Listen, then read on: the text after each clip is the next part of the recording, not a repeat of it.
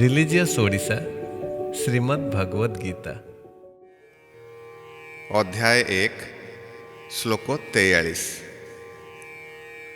दोषैरेत्यै कुलज्ञानां वर्णशङ्करकारकै उत्साद्यन्ते जातिधर्मा कुलधर्माश्च शाश्वता। अनुवाद। परिवार परंपरा को नष्ट करुथिबा लोकंकर दुष्कर्म जोगु जारज संतान माने जन्म नियंती। सेमानंक द्वारा जाति धर्म एवं कुलधर्म लोप पाई जाए। व्याख्या।